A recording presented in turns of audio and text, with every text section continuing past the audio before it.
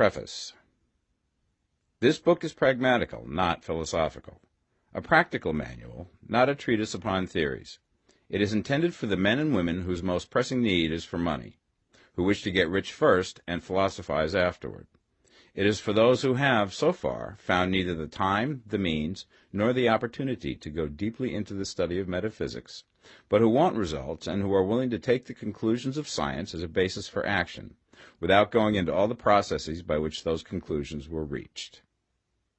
It is expected that the reader will take the fundamental statements upon faith, just as he would take statements concerning a law of electrical action if they were promulgated by a Marconi or an Edison, and taking the statements upon faith, that he will prove their truth by acting upon them without fear or hesitation. Every man or woman who does this will certainly get rich, for the science herein applied is an exact science, and failure is impossible. For the benefit, however, of those who wish to investigate philosophical theories and so secure a logical basis for faith, I will here cite certain authorities. The monistic theory of the universe, the theory that one is all and that all is one, that one substance manifests itself as the seeming many elements of the material world, is of Hindu origin and has been gradually winning its way into the thought of the Western world for 200 years. It is the foundation of all the Oriental philosophies, and of those of Descartes, Spinoza, Leibniz, Schopenhauer, Hegel, and Emerson. The reader who would dig to the philosophical foundations of this is advised to read Hegel and Emerson for himself. In writing this book, I have sacrificed all other considerations to plainness and simplicity of style, so that all might understand. The plan of action laid down herein was deduced from the conclusions of philosophy. It has been thoroughly tested and bears the supreme test of practical experiment. It works. If you wish to know how the conclusions were arrived at, read the writings of the authors mentioned above. And if you wish to reap the fruits of their philosophies in actual practice, read this book and do exactly as it tells you to do. The author. Chapter 1. The Right to be Rich. Whatever may be said in praise of poverty, the fact remains that it is not possible to live a really complete or successful life unless one is rich. No man can rise to his greatest possible height in talent or soul development unless he has plenty of money. For to unfold the soul and to develop talent he must have many things to use, and he cannot have these things unless he has money to buy them with. A man develops in mind, soul, and body by making use of these things, and society is so organized that man must have money in order to become the possessor of things. Therefore, the basis of all advancement for man must be the science of getting rich. The object of all life is development, and everything that lives has an inalienable right to all the development it is capable of attaining. Man's right to life means his right to have the free and unrestricted use of all things which may be necessary to his fullest mental, spiritual, and physical unfoldment, or, in other words, his right to be rich. I shall not speak of riches in a figurative way. To be really rich does not mean to be satisfied or contented with a little. No man ought to be satisfied with little if he is capable of using and enjoying more. The purpose of nature is the advancement and unfoldment of life, and every man should have all that can contribute to the power, elegance, beauty, and richness of life. To be content with less is sinful. The man who owns all he wants for the living of all the life he is capable of living is rich, and no man who has not plenty of money can have all he wants. Life has advanced so far and become so complex that even the most ordinary man or woman requires a great amount of wealth in order to live in a manner that even approaches completeness. Every person naturally wants to become all that they are capable of becoming. This desire to realize innate possibilities is inherent in human nature. We cannot help wanting to be all that we can be. Success in life is becoming what you want to be. You can become what you want to be only by making use of things, and you can have the free use of things only as you become rich enough to buy them. To understand the science of getting rich is therefore the most essential of all knowledge. There is nothing wrong in wanting to get rich. The desire for riches is really the desire for a richer, fuller, and more abundant life, and that desire is praiseworthy. The man who does not desire to live more abundantly is abnormal, and so the man who does not desire to have money enough to buy all he wants is abnormal. There are three motives for which we live. We live for the body, we live for the mind, we live for the soul. No one of these is better or holier than the other. All are alike desirable, and no one of the three, body, mind, or soul, can live fully if either of the others is cut short of full life and expression. It is not right or noble to live only for the soul and deny mind or body, and it is wrong to live for the intellect and deny body or soul. We are all acquainted with the loathsome consequences of living for the body and denying both mind and soul, and we see that real life means the complete expression of all that man can give forth through body, mind, and soul. Whatever he can say, no man can be really happy or satisfied unless his body is living fully in every function, and unless the same is true of his mind and his soul. Wherever there is unexpressed possibility, or function not performed, there is unsatisfied desire. Desire is possibility seeking expression, or function seeking performance. Man cannot live fully in body without good food, comfortable clothing, and warm shelter, and without freedom from excessive toil. Rest and recreation are also necessary to his physical life. He cannot live fully in mind without books and time to study them, without opportunity for travel and observation, or without intellectual companionship. To live fully in mind, he must have intellectual recreations, and must surround himself with all the objects of art and beauty he is capable of using and appreciating. To live fully in soul, man must have love, and love is denied expression by poverty. A man's highest happiness is found in the bestowal of benefits on those he loves. Love finds its most natural and spontaneous expression in giving. The man who has nothing to give cannot fill his place as a husband or father, as a citizen or as a man. It is in the use of material things that a man finds full life for his body, develops his mind, and unfolds his soul. It is therefore of supreme importance to him that he should be rich. It is perfectly right that you should desire to be rich. If you are a normal man or woman, you cannot help doing so. It is perfectly right that you should give your best attention to the science of getting rich, for it is the noblest and most necessary of all studies. If you neglect this study, you are derelict in your duty to yourself, to God, and humanity, for you can render to God and humanity no greater service than to make the most of yourself. Chapter 2. There is a science of getting rich. There is a science of getting rich, and it is an exact science, like algebra or arithmetic. There are certain laws which govern the process of acquiring riches. Once these laws are learned and obeyed by any man, he will get rich with mathematical certainty. The ownership of money and property comes as a result of doing things in a certain way. Those who do things in this certain way, whether on purpose or accidentally, get rich, while those who do not do things in this certain way, no matter how hard they work or how able they are, remain poor. It is a natural law that like causes always produce like effects, and therefore any man or woman who learns to do things in this certain way will infallibly get rich. That the above statement is true is shown by the following facts. Getting rich is not a matter of environment, for if it were, all the people in certain neighborhoods would become wealthy. The people of one city would all be rich, while those of other towns would all be poor. Or the inhabitants of one state would roll in wealth, and those of an adjoining state would be in poverty.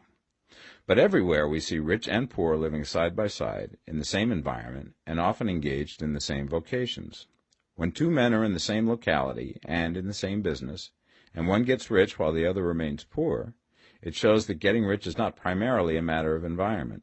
Some environments may be more favorable than others, but when two men in the same business are in the same neighborhood, and one gets rich while the other fails, it indicates that getting rich is the result of doing things in a certain way. And further, the ability to do things in this certain way is not due solely to the possession of talent, for many people who have great talent remain poor, while others who have very little talent get rich. Studying the people who have gotten rich, we find that they are an average lot in all respects, having no greater talents and abilities than other men. It is evident that they do not get rich because they possess talents and abilities that other men have not, but because they happen to do things in a certain way. Getting rich is not the result of saving or thrift. Many very penurious people are poor, while free spenders often get rich. Nor is getting rich due to doing things which others fail to do. For two men in the same business often do almost exactly the same things, and one gets rich while the other remains poor or becomes bankrupt. From all these things, we must come to the conclusion that getting rich is the result of doing things in a certain way. If getting rich is the result of doing things in a certain way, then any man or woman who can do things in that way can become rich, and the whole matter is brought within the domain of exact science. The question arises here whether this certain way may not be so difficult that only a few may follow it. This cannot be true, as we have seen, so far as natural ability is concerned. Talented people get rich, and blockheads get rich. Intellectually brilliant people get rich, and very stupid people get rich. Physically strong people get rich, and weak and sickly people get rich. Some degree of ability to think and understand is, of course, essential. But insofar natural ability is concerned, any man or woman who has sense enough to read and understand these words can certainly get rich. Also, we have seen that it is not a matter of environment. Location counts for something. One would not go to the heart of the Sahara and expect to do successful business.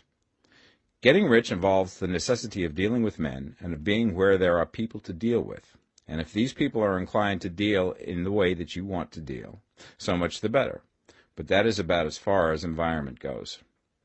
If anybody else in your town can get rich, so can you.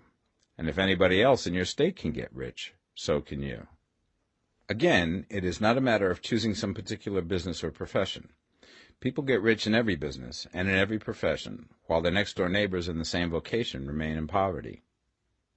It is true that you will do best in a business which you like and which is congenial to you.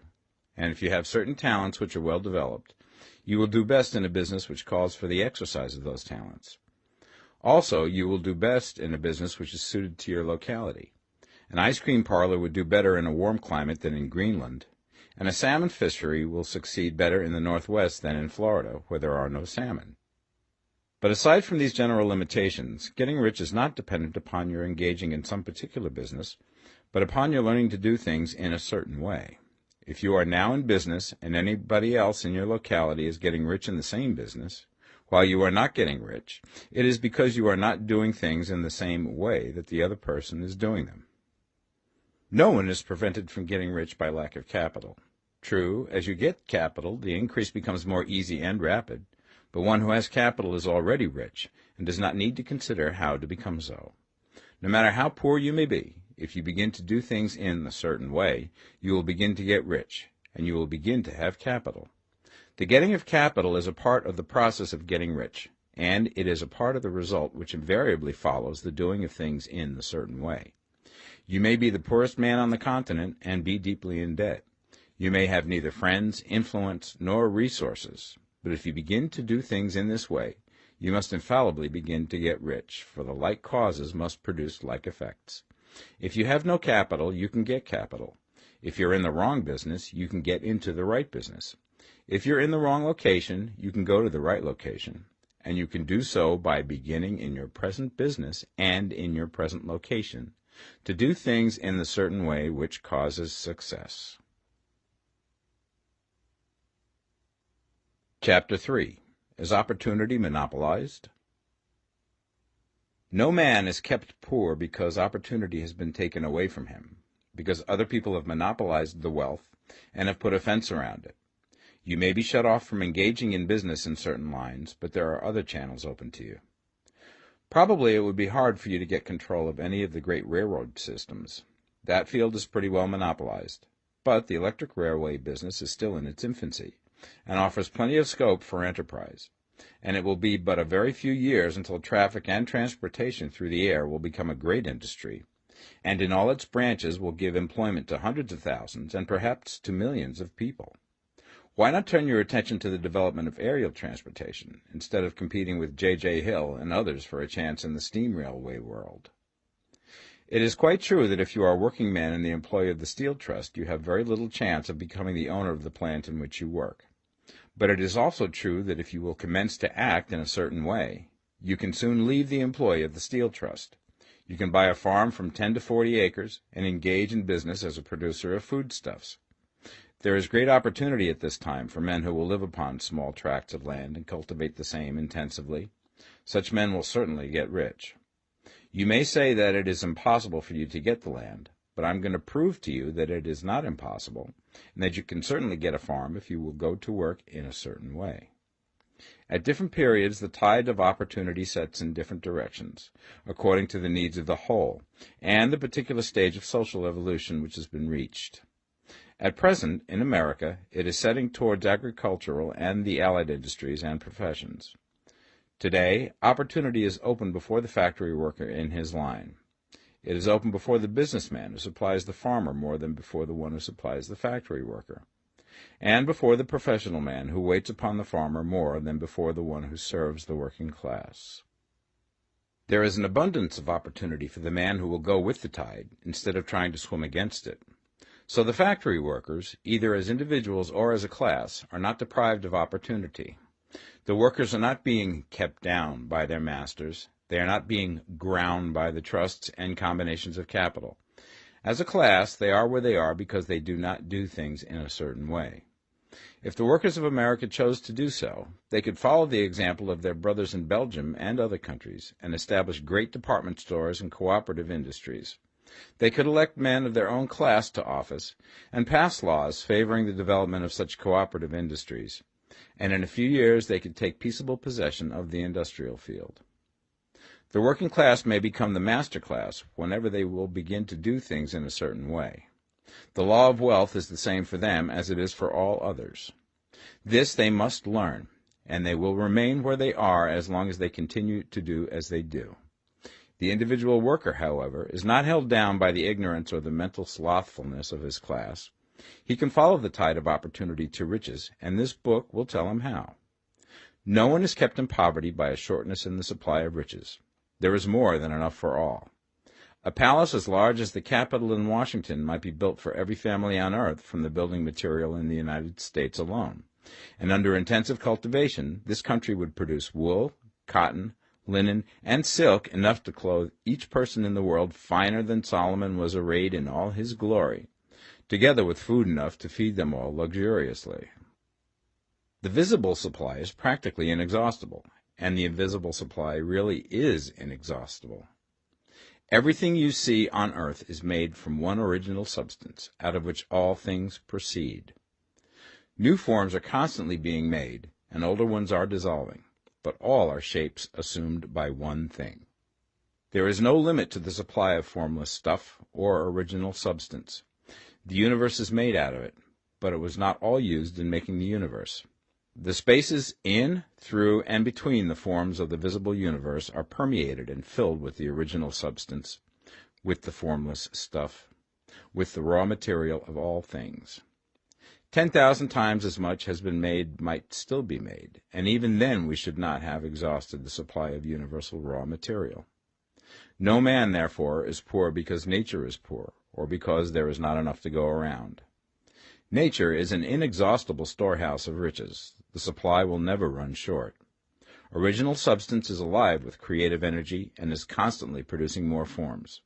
When the supply of building material is exhausted, more will be produced.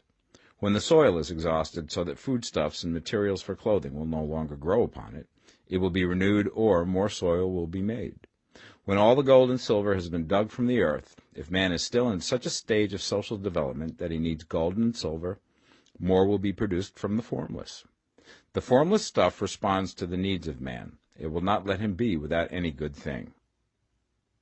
This is true of man collectively. The race as a whole is always abundantly rich, and if individuals are poor, it is because they do not follow the certain way of doing things which makes the individual man rich. The formless stuff is intelligent. It is stuff which thinks. It is alive, and is always impelled towards more life. It is the natural and inherent impulse of life to seek to live more. It is the nature of intelligence to enlarge itself, and of consciousness to seek to extend its boundaries and find fuller expression. The universe of forms has been made by formless living substance, throwing itself into form in order to express itself more fully. The universe is a great living presence, always moving inherently towards more life and fuller functioning. Nature is formed for the advancement of life. Its impelling motive is the increase of life. For this cause, everything which can possibly minister to life is bountifully provided. There can be no lack unless God is to contradict himself and nullify his own works. You are not kept poor by lack in the supply of riches. It is a fact which I shall demonstrate a little further on, that even the resources of the formless supply are at the command of the man or woman who will act and think in a certain way. Chapter 4. The first principle in the science of getting rich. Thought is the only power which can produce tangible riches from the formless substance. The stuff from which all things are made is a substance which thinks, and a thought of form in this substance produces the form. Original substance moves according to its thoughts. Every form and process you see in nature is the visible expression of a thought in original substance. As the formless stuff thinks of a form, it takes that form. As it thinks of a motion, it makes that motion. That is the way all things were created. We live in a thought world, which is part of a thought universe. The thought of a moving universe extended through formless substance, and the thinking stuff moving according to that thought, took the form of systems of planets and maintains that form. Thinking substance takes the form of its thought and moves according to that thought. Holding the idea of a circling system of suns and worlds, it takes the form of these bodies and moves them as it thinks. Thinking the form of a slow-growing oak tree, it moves accordingly and produces the tree, though centuries may be required to do the work. In creating, the formless seems to move according to the lines of motion it has established. The thought of an oak tree does not cause the instant formation of a full-grown tree, but it does start in motion the forces which will produce the tree, along established lines of growth.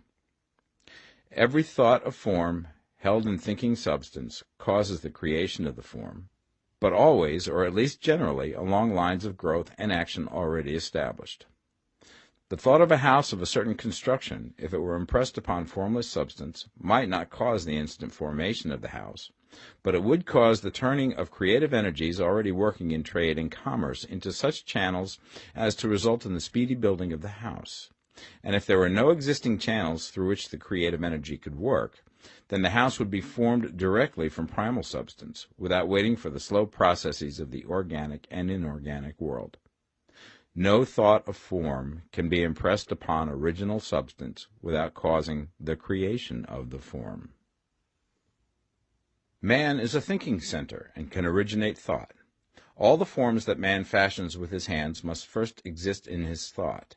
He cannot shape a thing until he has thought that thing. And so far, man has confined his efforts wholly to the work of his hands. He has applied manual labor to the world of forms, seeking to change or modify those already existing. He has never thought of trying to cause the creation of new forms by impressing his thoughts upon formless substance. When man has a thought form, he takes material from the forms of nature and makes an image of the form which is in his mind. He has so far made little or no effort to cooperate with formless intelligence, to work with the Father. He has not dreamed that he can do what he seeth the Father doing. Man reshapes and modifies existing forms by manual labor. He has given no attention to the question whether he may not produce things from formless substance by communicating his thoughts to it. We propose to prove that he may do so, to prove that any man or woman may do so, and to show how. As our first step, we must lay down the three fundamental propositions. First, we assert that there is one original formless stuff, or substance, from which all things are made. All the seemingly many elements are but different presentations of one element. All the many forms found in organic and inorganic nature are but different shapes, made from the same stuff. And this stuff is thinking stuff. A thought held in it produces the form of the thought. Thought, in thinking substance, produces shapes. Man is a thinking center, capable of original thought. If a man can communicate his thought to original thinking substance, he can cause the creation or formation of the thing he thinks about. To summarize this, there is a thinking stuff from which all things are made, and which, in its original state, permeates, penetrates, and fills the interspaces of the universe. A thought in this substance produces the thing that is imaged by the thought. Man can form things in his thought, and, by impressing his thought upon formless substance, can cause the thing he thinks about to be created. It may be asked if I can prove these statements, and without going into details, I answer that I can do so, both by logic and experience. Reasoning back from the phenomena of form and thought, I come to one original thinking substance. And reasoning forward from that thinking substance, I come to man's power to cause the formation of the thing he thinks about. And by experiment, I find the reasoning true. And this is my strongest proof. If one man who reads this book gets rich by doing what it tells him to do, that is evidence in support of my claim. But if every man who does what it tells him to do gets rich, that is proof positive until someone goes through the process and fails. The theory is true until the process fails, and this process will not fail. For every man who does exactly what this book tells him to do will get rich. I have said that men get rich by doing things in a certain way, and in order to do so, men must become able to think in a certain way. A man's way of doing things is the direct result of the way he thinks about things. To do things in a way that you want to do them, you will have to acquire the ability to think the way you want to think. This is the first step towards getting rich. To think what you want to think is to think truth, regardless of appearances. Every man has the natural and inherent power to think what he wants to think, but it requires far more effort to do so than it does to think the thoughts which are suggested by appearances. To think according to appearance is easy. To think truth regardless of appearances is laborious, and requires the expenditure of more power than any other work man is called upon to perform. There is no labor from which most people shrink as they do from that of sustained and consecutive thought. It is the hardest work in the world. This is especially true when truth is contrary to appearances. Every appearance in the visible world tends to produce a corresponding form in the mind which observes it, and this can only be prevented by holding the thought of the truth. To look upon the appearance of disease will produce the form of disease in your own mind and ultimately in your body, unless you hold the thought of the truth, which is that there is no disease. It is only an appearance, and the reality is health. To look upon the appearances of poverty will produce corresponding forms in your own mind, unless you hold to the truth that there is no poverty, there is only abundance. To think health when surrounded by the appearance of disease, or to think riches when in the midst of appearances of poverty, requires power, but he who acquires this power becomes a master mind. He can conquer fate. He can have what he wants. This power can only be acquired by getting hold of the basic fact which is behind all appearances, and that fact is that there is one thinking substance, from which and by which all things are made. Then we must grasp the truth that every thought held in this substance becomes a form, and that man can so impress his thoughts upon it as to cause them to take form and become visible things. When we realize this, we lose all doubt and fear, for we know that we can create what we want to create, and we can get what we want to have, and can become what we want to be. As a first step towards getting rich, you must believe the three fundamental statements given previously in this chapter, and in order to emphasize them, I repeat them here. There is a thinking stuff from which all things are made, and which, in its original state, permeates, penetrates, and fills the interspaces of the universe. A thought in this substance produces the thing that is imaged by the thought.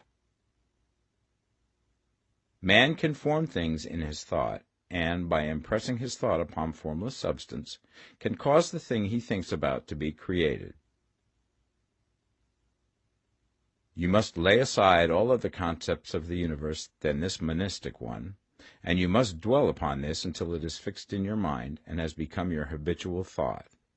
Read these creed statements over and over again.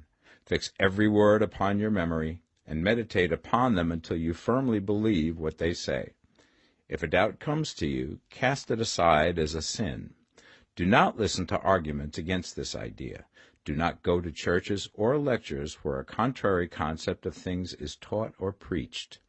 Do not read magazines or books which teach a different idea. If you get mixed up in your faith, all your efforts will be in vain. Do not ask why these things are true, nor speculate as to how they can be true. Simply take them on trust.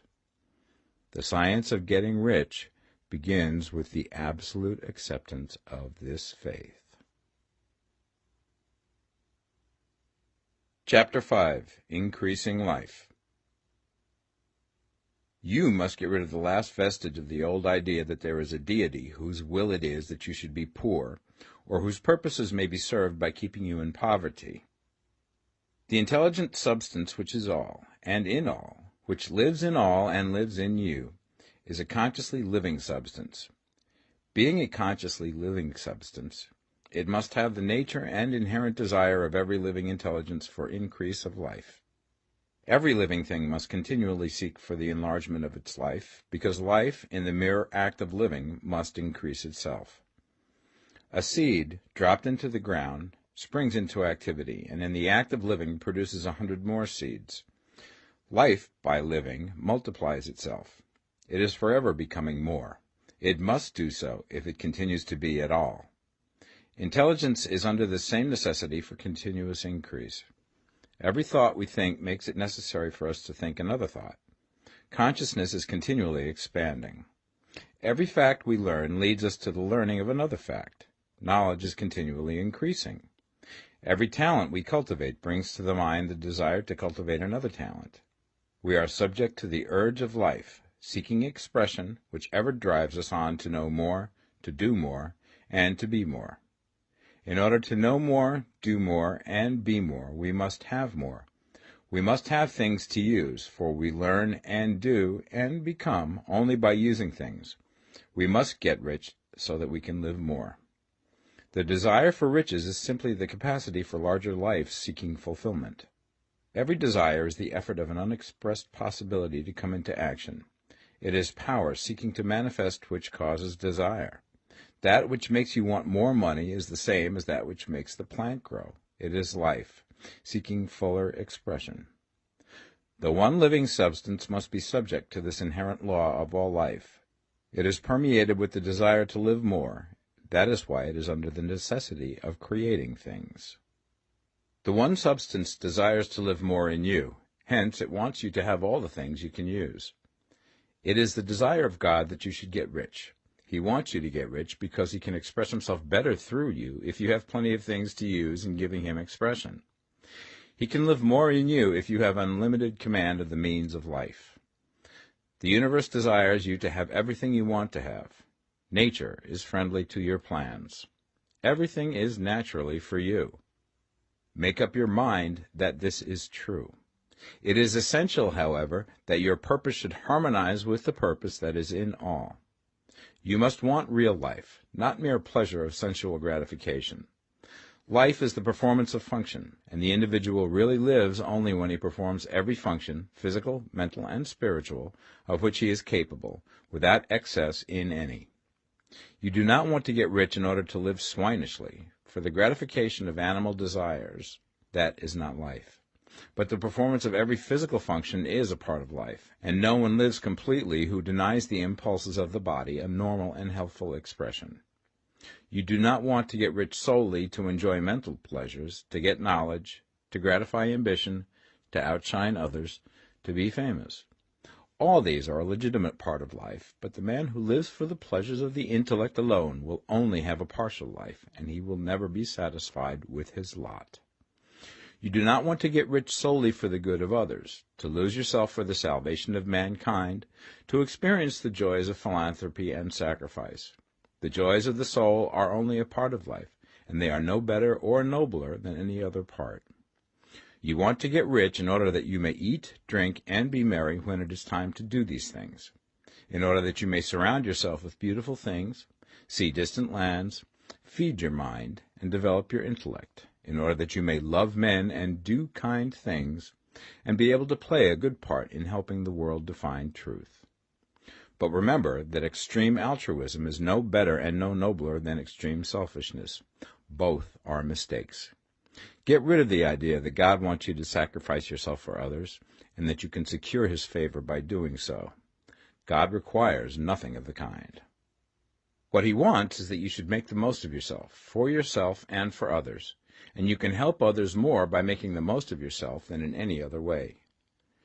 You can make the most of yourself only by getting rich, so it is right and praiseworthy that you should give your first and best thought to the work of acquiring wealth. Remember, however, that the desire of substance is for all, and its movements must be for more life to all. It cannot be made to work for less life to any, because it is equally in all, seeking riches and life. Intelligent substance will make things for you, but it will not take things away from someone else and give them to you. You must get rid of the thought of competition. You are to create, not to compete for what is already created. You do not have to take anything away from anyone. You do not have to drive sharp bargains. You do not have to cheat or to take advantage. You do not need to let any man work for you for less than he earns. You do not have to covet the property of others or to look at it with wishful eyes. No man has anything of which you cannot have the like, and that without taking what he has away from him. You are to become a creator, not a competitor. You are going to get what you want, but in such a way that when you get it, every other man will have more than he has now. I am aware that there are men who get a vast amount of money by proceeding in direct opposition to the statements in the paragraph above, and may add a word of explanation here. Men of the plutocratic type, who become very rich, do so sometimes purely by their extraordinary ability on the plane of competition, and sometimes they unconsciously relate themselves to substance and its great purposes and movements for the general racial upbuilding through industrial evolution. Rockefeller, Carnegie, Morgan, et al. Have been the unconscious agents of the supreme in the necessary work of systematizing and organizing productive industry, and, in the end, their work will contribute immensely towards increased life for all. Their day is nearly over. They have organized production, and will soon be succeeded by the agents of the multitude, who will organize the machinery of distribution. The multimillionaires are like the monster reptiles of the prehistoric eras. They play a necessary part in the evolutionary process, but the same power which produced them will dispose of them, and it is well to bear in mind that they have never been really rich. A record of the private lives of most of this class will show that they have really been the most abject and wretched of the poor. Riches secured on the competitive plane are never satisfactory and permanent. They are yours today and another's tomorrow. Remember, if you are to become rich in a scientific and certain way, you must rise entirely out of the competitive thought. You must never think for a moment that the supply is limited. Just as soon as you begin to think that all the money is being cornered and controlled by bankers and others, and that you must exert yourself to get laws passed to stop this process, and so on, in that moment you drop into the competitive mind, and your power to cause creation is gone for the time being. And what is worse, you will probably arrest the creative movements you have already instituted. Know that there are countless millions of dollars worth of gold in the mountains of the earth, not yet brought to light, and know that if there were not, more would be created from thinking substance to supply your needs. Know that the money you need will come, even if it is necessary for 1,000 men to be led to the discovery of new gold mines tomorrow. Never look at the visible supply. Look always at the limitless riches in formless substance, and know that they are coming to you as fast as you can receive and use them. Nobody, by cornering the visible supply, can prevent you from getting what is yours. So never allow yourself to think for an instant that all the best building spots will be taken before you get ready to build your house, unless you hurry.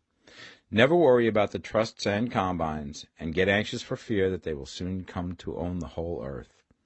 Never get afraid that you will lose what you want because some other person beat you to it. That cannot possibly happen. You are not seeking anything that is possessed by anybody else. You are causing what you want to be created from formless substance, and the supply is without limits. Stick to the formulated statement. There is a thinking stuff from which all things are made, and which, in its original state, permeates, penetrates, and fills the interspaces of the universe. A thought in this substance produces the thing that is imaged by the thought. Man can form things in his thought, and by impressing his thought upon formless substance, can cause the thing he thinks about to be created. Chapter 6. How Riches Come to You.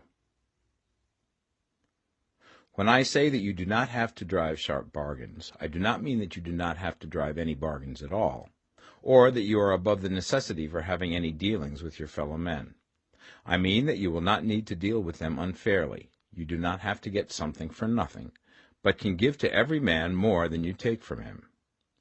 You cannot give every man more in cash market value than you take from him, but you can give him more in use value than the cash value of the thing you take from him. The paper, ink, and other material in this book may not be worth the money you pay for it, but if the ideas suggested by it bring you thousands of dollars, you have not been wronged by those who sold it to you. They have given you a great use value for a small cash value. Let us suppose that I own a picture by one of the great artists, which in any civilized community is worth thousands of dollars. I take it to Baffin Ray, and by salesmanship induce an Eskimo to give a bundle of furs worth $500 for it. I have really wronged him, for he has no use for the picture. It has no value to him. It will not add to his life. But suppose I give him a gun worth $50 for his furs. Then he has made a good bargain. He has use for the gun. It will get him many more furs and much food. It will add to his life in every way. It will make him rich. When you rise from the competitive to the creative plane, you can scan your business transactions very strictly, and if you are selling any man anything which does not add more to his life than the thing he gives you in exchange, you can afford to stop it. You do not have to beat anybody in business, and if you are in a business which does beat people, get out of it at once. Give every man more in use value than you take from him in cash value. Then you are adding to the life of the world by every business transaction.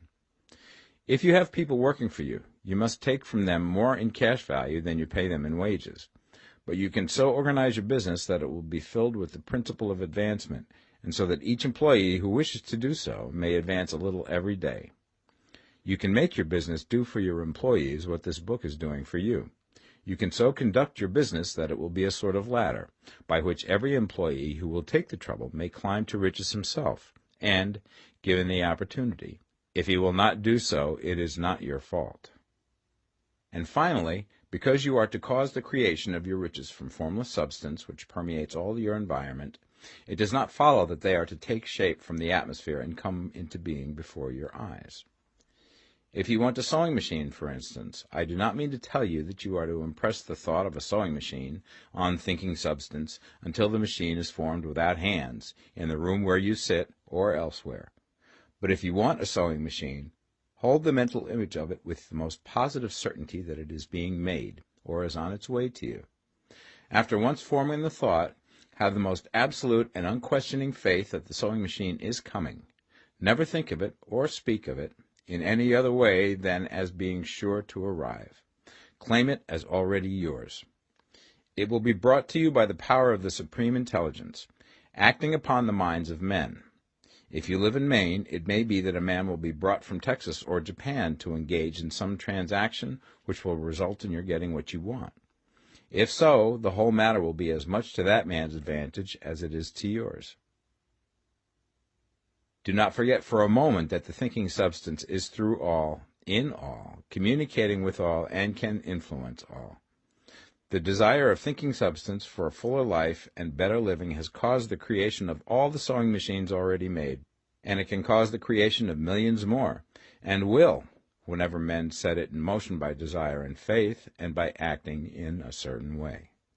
You can certainly have a sewing machine in your house, and it is just as certain that you can have any other thing or things which you want, and which you will use for the advancement of your own life and the lives of others. You need not hesitate about asking largely. It is your Father's pleasure to give you the kingdom, said Jesus.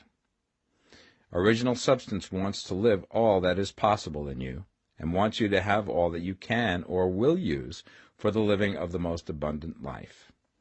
If you fix upon your consciousness the fact that the desire you feel for the possession of riches is one with the desire of omnipotence for more complete expression, your faith becomes invincible. Once I saw a little boy sitting at a piano, and vainly tried to bring harmony out of the keys, and I saw that he was grieved and provoked by his inability to play real music. I asked him the cause of his vexation, and he answered, "I can feel the music in me, but I can't make my hands go right." The music in him was the urge of original substance, containing all the possibilities of all life. All that there is of music was seeking expression through the child. God, the one substance, is trying to live and do and enjoy things through humanity. He is saying, I want hands to build wonderful structures, to play divine harmonies, to paint glorious pictures. I want feet to run my errands, eyes to see my beauties, tongues to tell mighty truths and to sing marvelous songs, and so on. All that there is of possibility is seeking expression through men. God wants those who can play music to have pianos and every other instrument, and to have the means to cultivate their talents to the fullest extent. He wants those who can appreciate beauty to be able to surround themselves with beautiful things. He wants those who can discern truth to have every opportunity to travel and observe. He wants those who can appreciate dress to be beautifully clothed, and those who can appreciate good food to be luxuriously fed.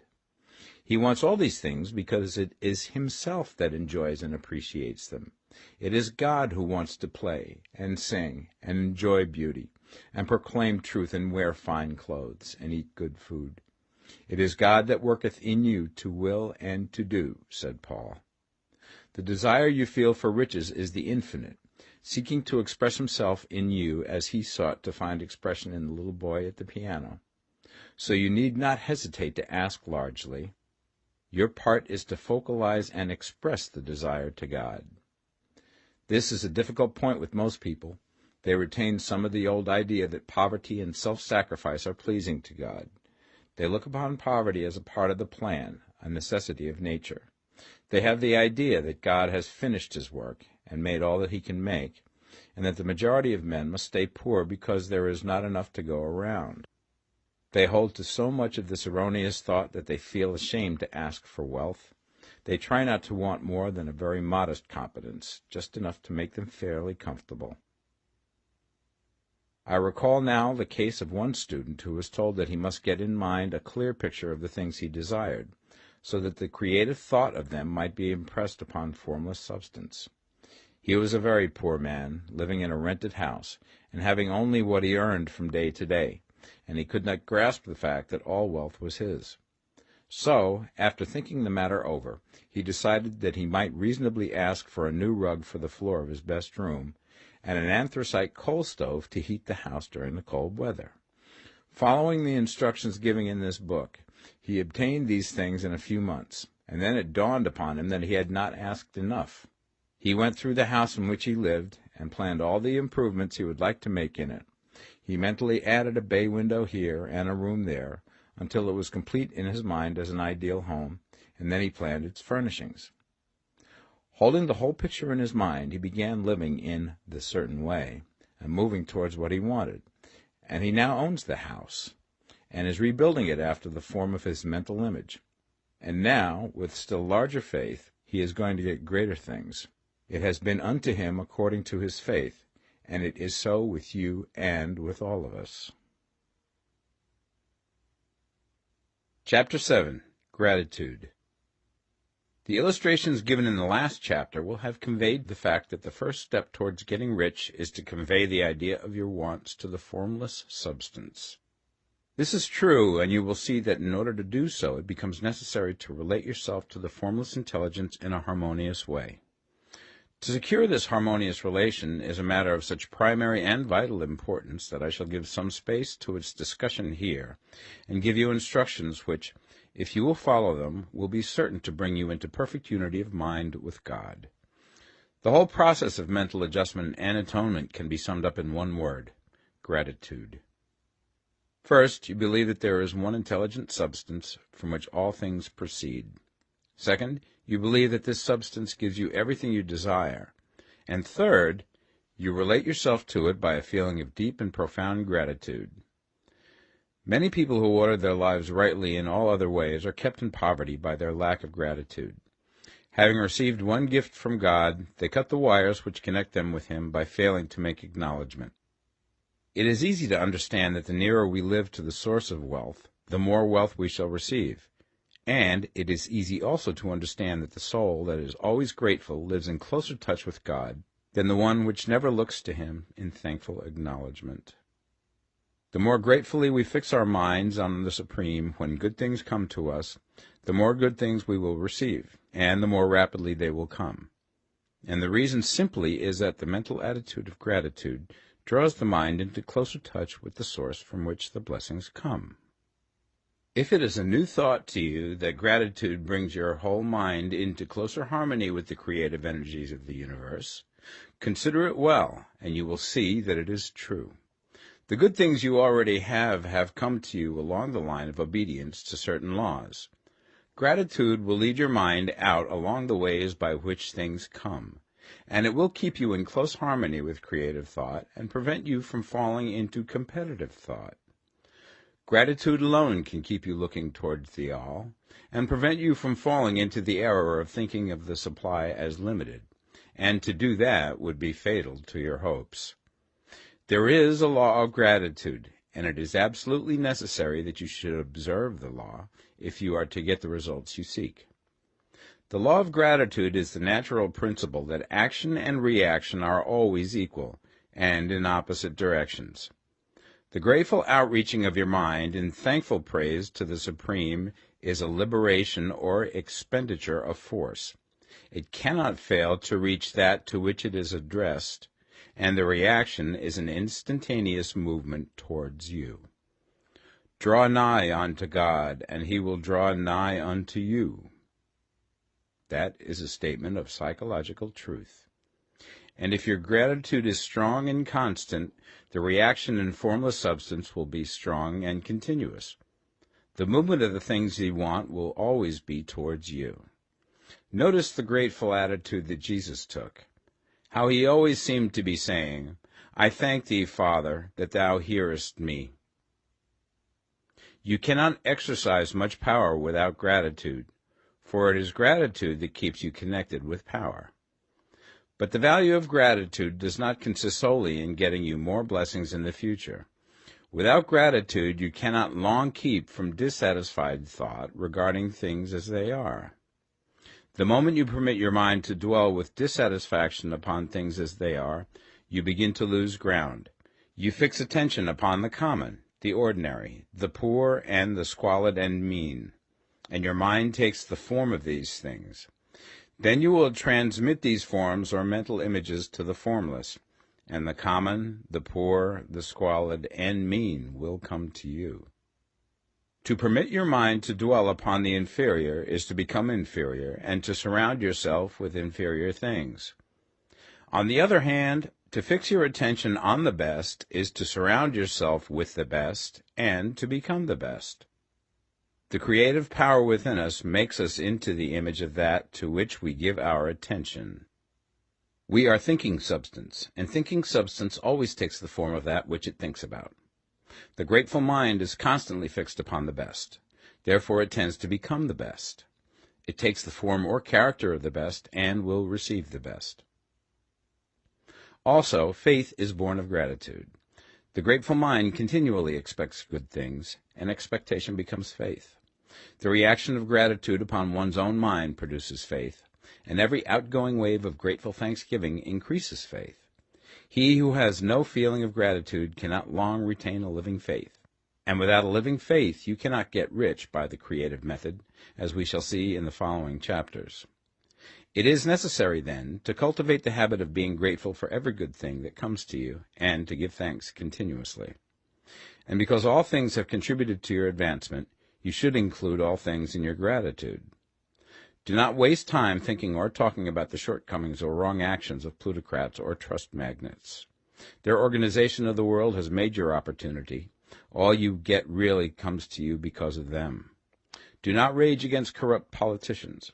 If it were not for politicians, we should fall into anarchy, and your opportunity would be greatly lessened.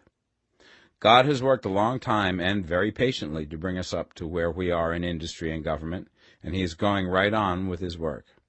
There is not the least doubt that he will do away with plutocrats, trust magnates, captains of industry, and politicians as soon as they can be spared. But in the meantime, behold, they are all very good. Remember that they are all helping to arrange the lines of transmission along which your riches will come to you, and be grateful to them all. This will bring you into harmonious relations with the good in everything, and the good in everything will move toward you.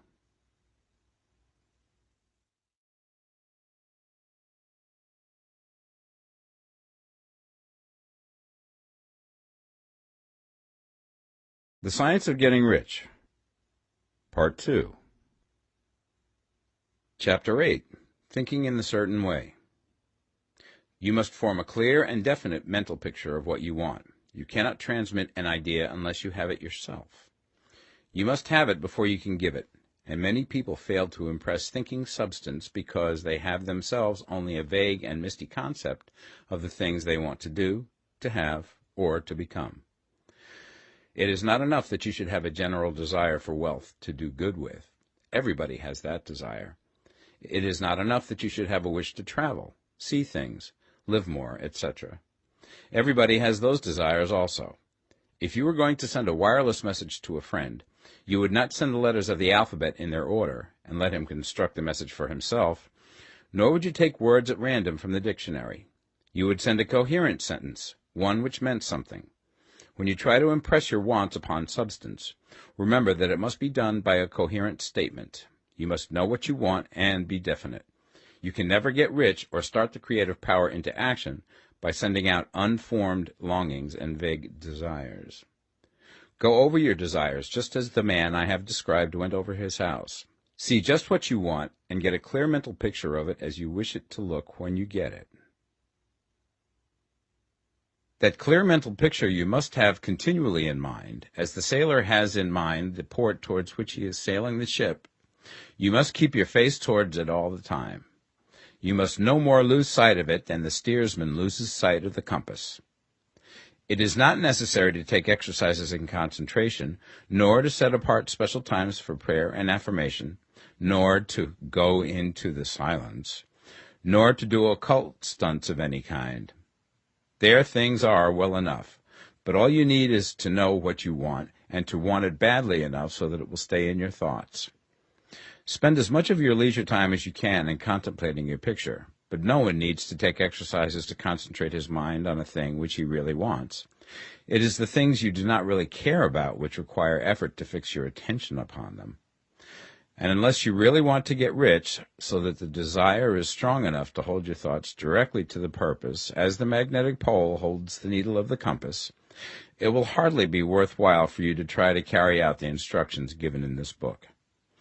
The methods herein set forth are for people whose desire for riches is strong enough to overcome mental laziness and the love of ease, and make them work. The more clear and definite you make your pictures then, and the more you dwell upon it, bringing out all of its delightful details, the stronger your desire will be, and the stronger your desire, the easier it will be to hold your mind fixed upon the picture of what you want. Something more is necessary, however, than merely to see the picture clearly. If that is all you do, you are only a dreamer, and will have little or no power for accomplishment. Behind your clear vision must be the purpose to realize it, to bring it out in tangible expression. And behind this purpose must be an invincible and unwavering faith that the thing is already yours, that it is at hand, and you have only to take possession of it. Live in the new house mentally until it takes form around you physically. In the mental realm, enter at once into full enjoyment of the things you want. Whatsoever things ye ask for when ye pray, believe that ye receive them, and ye shall have them, said Jesus. See the things you want as if they were actually around you all the time. See yourself as owning and using them. Make use of them in imagination, just as you will use them when they are your tangible possessions. Dwell upon your mental picture until it is clear and distinct, and then take the mental attitude of ownership towards everything in that picture. Take possession of it in mind, in the full faith that it is actually yours. Hold to this mental ownership. Do not waver for an instant in the faith that it is real. And remember what was said in the preceding chapter about gratitude. Be as thankful for it all the time as you expect to be when it has taken form. The man who can sincerely thank God for the things which as yet he owns only in imagination has real faith. He will get rich. He will cause the creation of whatsoever he wants. You do not need to pray repeatedly for things you want. It is not necessary to tell God about it every day. Use not vain repetitions as the heathens do, said Jesus to his pupils. For your Father knoweth that ye have need of these things before ye ask him. Your part is to intelligently formulate your desires for the things which make for a larger life, and to get these desires arranged into a coherent whole, and then to impress this whole desire upon the formless substance, which has the power and the will to bring you what you want. You do not make this impression by repeating strings of words. You make it by holding the vision with unshakable purpose to attain it, and with steadfast faith that you do attain it. The answer to your prayer is not according to your faith while you are talking, but according to your faith while you are working. You cannot impress the mind of God by having a special Sabbath day set apart to tell him what you want, and then forgetting him during the rest of the week. You cannot impress him by having special hours to go into your closet and pray, if you then dismiss the matter from your mind until the hour of prayer comes again. Oral prayer is well enough, and has its effect, especially upon yourself, in clarifying your vision and strengthening your faith. But it is not your oral petitions which get you what you want. In order to get rich, you do not need a sweet hour of prayer. You need to pray without ceasing. And by prayer I mean holding steadily to your vision, with the purpose to cause its creation into solid form, and the faith that you are doing so. Believe that ye receive them. The whole matter turns on receiving, once you have clearly formed your vision. When you have formed it, it is well to make an oral statement, addressing the Supreme in reverent prayer, and from that moment you must, in mind, receive what you ask for. Live in the new house, wear the fine clothes, ride in the automobile, go on the journey, and confidently plan for greater journeys. Think and speak of all things you have asked for in terms of actual present ownership. Imagine an environment and a financial condition exactly as you want them, and live all the time in that imaginary environment and financial condition. Mind, however, that you do not do this as a mere dreamer and castle builder. Hold to the faith that the imaginary is being realized, and to the purpose to realize it. Remember that it is faith and purpose in the use of imagination which makes the difference between the scientist and the dreamer. And having learned this fact, it is here that you must learn the proper use of the will. Chapter 9. How to use the will. To set about getting rich in a scientific way, you do not try to apply your willpower to anything outside of yourself. You have no right to do so anyway. It is wrong to apply your will to other men and women in order to get them to do what you wish done. It is as flagrantly wrong to coerce people by mental power as it is to coerce them by physical power. If compelling people by physical force to do things for you reduces them to slavery, compelling them by mental means accomplishes exactly the same thing. The only difference is in methods. If taking things from people by physical force is robbery, then taking things by mental force is robbery also. There is no difference in principle. You have no right to use your willpower upon another person, even for his own good, for you do not know what is for his good. The science of getting rich does not require you to apply power or force to any other person in any way whatsoever. There is not the slightest necessity for doing so. Indeed, any attempt to use your will upon others will only tend to defeat your purpose. You do not need to apply your will to things in order to compel them to come to you. That would simply be trying to coerce God, and would be foolish and useless, as well as irreverent. You do not have to compel God to give you good things, any more than you have to use your willpower to make the sun rise. You do not have to use your willpower to conquer an unfriendly deity, or to make stubborn and rebellious forces do your bidding. Substance is friendly to you, and is more anxious to give you what you want than you are to get it. To get rich, you need only to use your willpower upon yourself. When you know what to think and do, then you must use your will to compel yourself to think and do the right things. That is the legitimate use of the will in getting what you want, to use it in holding yourself to the right course. Use your will to keep yourself thinking and acting in the certain way. Do not try to project your will or thoughts or your mind out into space to act on things or people. Keep your mind at home. It can accomplish more there than elsewhere. Use your mind to form a mental image of what you want and to hold that vision with faith and purpose, and use your will to keep your mind working in the right way. The more steady and continuous your faith and purpose, the more rapidly you will get rich, because you will make only positive impressions upon substance, and you will not neutralize or offset them by negative impressions. The picture of your desires, held with faith and purpose, is taken up by the formless, and permeates it to great distances throughout the universe, for all I know. As this impression spreads, all things are set moving towards its realizations. Every living thing, every inanimate thing, and the things yet uncreated, are stirred towards bringing into being that which you want. All forces begin to be exerted in that direction. All things begin to move towards you. The minds of people everywhere are influenced towards doing the things necessary to the fulfilling of your desires, and they work for you unconsciously. But you can check all this by starting a negative impression in the formless substance. Doubt or unbelief is as certain to start a movement away from you as faith and purpose are to start one toward you. It is by not understanding this that most people who try to make use of mental science in getting rich make their failure. Every hour and moment you spend in giving heeds to doubts and fears. Every hour you spend in worry, every hour in which your soul is possessed by unbelief, sets a current away from you in the whole domain of intelligent substance. All the promises are unto them that believe, and unto them only. Notice how insistent Jesus was upon this point of belief, and now you know the reason why. Since belief is all important, it behooves you to guard your thoughts, and as your beliefs will be shaped to a very great extent by the things you observe and think about, it is important that you should command your attention. And here the will comes into use, for it is by your will that you determine upon what things your attention shall be fixed. If you want to become rich, you must not make a study of poverty. Things are not brought into being by thinking about their opposites. Health is never to be attained by studying disease and thinking about disease. Righteousness is not to be promoted by studying sin and thinking about sin. And no one ever got rich by studying poverty and thinking about poverty. Medicine as a science of disease has increased disease. Religion as a science of sin has promoted sin. And economics as a study of poverty will fill the world with wretchedness and want.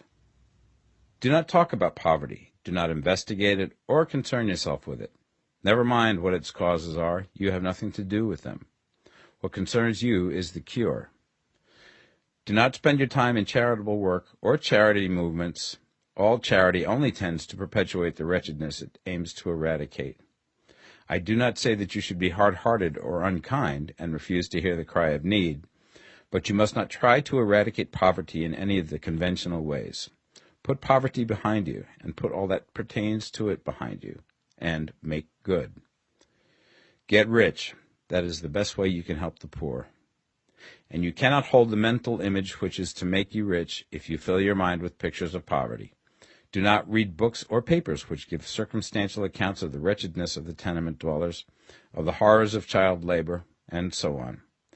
Do not read anything which fills your mind with gloomy images of want and suffering. You cannot help the poor in the least by knowing about these things, and the widespread knowledge of them does not tend at all to do away with poverty. What tends to do away with poverty is not getting the pictures of poverty into your mind, but getting pictures of wealth into the minds of the poor. You are not deserting the poor in their misery when you refuse to allow your mind to be filled with pictures of that misery. Poverty can be done away with, not by increasing the number of well-to-do people who think about poverty, but by increasing the number of poor people who purpose with faith to get rich. The poor do not need charity, they need inspiration. Charity only sends them a loaf of bread to keep them alive in their wretchedness, or give them an entertainment to make them forget for an hour or two. But inspiration will cause them to rise out of their misery. If you want to help the poor, demonstrate to them that they can become rich. Prove it by getting rich yourself. The only way in which poverty will ever be banished from this world is by getting a large and constantly increasing number of people to practice the teachings of this book. People must be taught to become rich by creation, not by competition. Every man who becomes rich by competition throws down behind him the ladder by which he rises and keeps others down. But every man who gets rich by creation opens a way for thousands to follow him and inspires them to do so. You are not showing hardness of heart or an unfeeling disposition when you refuse to pity poverty, see poverty, read about poverty, or think or talk about it, or to listen to those who do talk about it. Use your willpower to keep your mind off the subject of poverty and to keep it fixed with faith and purpose on the vision of what you want. Chapter 10. Further Use of the Will. You cannot retain a true and clear vision of wealth if you are constantly turning your attention to opposing pictures, whether they be external or imaginary. Do not tell of your past troubles of a financial nature, if you have had them. Do not think of them at all. Do not tell of the poverty of your parents, or the hardships of your early life. To do any of these things is to mentally class yourself with the poor for the time being, and it will certainly check the movement of things in your direction. Let the dead bury their dead, as Jesus said. Put poverty and all things that pertain to poverty completely behind you. You have accepted a certain theory of the universe as being correct, and are resting all your hopes of happiness on its being correct. And what can you gain by giving heed to conflicting theories? Do not read religious books which tell you that the world is soon coming to an end, and do not read the writing of muckrakers and pessimistic philosophers who tell you that it is going to the devil. The world is not going to the devil. It is going to God. It is wonderful becoming. True, there may be a good many things in existing conditions which are disagreeable, but what is the use of studying them when they are certainly passing away, and when the study of them only tends to check their passing and keep them with us? Why give time and attention to things which are being removed by evolutionary growth, when you can hasten their removal only by promoting the evolutionary growth as far as your part of it goes? No matter how horrible and seeming may be the conditions in certain countries, sections, or places, you waste your time and destroy your own chances by considering them. You should interest yourself in the world's becoming rich. Think of the riches in the world as coming to, instead of the poverty it is growing out of, and bear in mind that the only way in which you can assist the world in growing rich is by growing rich yourself through creative method, not the competitive one. Give your attention wholly to riches. Ignore poverty. Whenever you think or speak of those who are poor, think and speak of them as those who are becoming rich, as those who are to be congratulated rather than pitied. Then they and others will catch the inspiration and begin to search for the way out. Because I say that you are to give your whole time and mind and thought to riches, it does not follow that you are to be sordid or mean. To become really rich is the noblest aim you can have in life, for it includes everything else. On the competitive plane, the struggle to get rich is a godless scramble for power over other men. But when we come into the creative mind, all this is changed. All that is possible in the way of greatness and soul unfoldment, of service and lofty endeavor, comes by way of getting rich. All is made possible by the use of things. If you lack for physical health, you will find that the attainment of it is conditional on you getting rich. Only those who are emancipated from financial worry and who have the means to live a carefree existence and follow hygienic practices can have and retain health.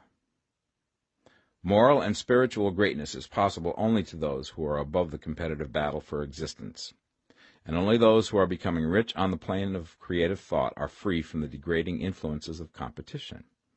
If your heart is set on domestic happiness, remember that love flourishes best when there is refinement, a high level of thought, and freedom from corrupting influences.